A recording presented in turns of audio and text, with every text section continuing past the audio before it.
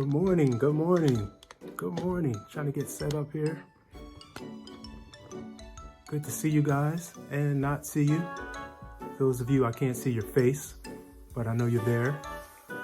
All right, we're gonna jump right into it. Today, 1 second. We are going to learn about figurative language.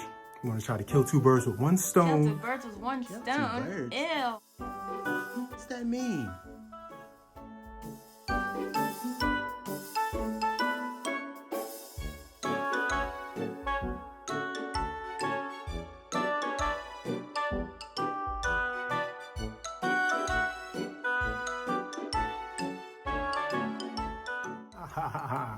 No.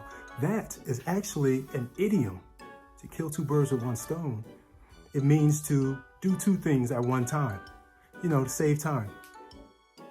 All right, so before we get started, no hoods allowed in class, no hoods allowed on Zoom. Thank you. Really?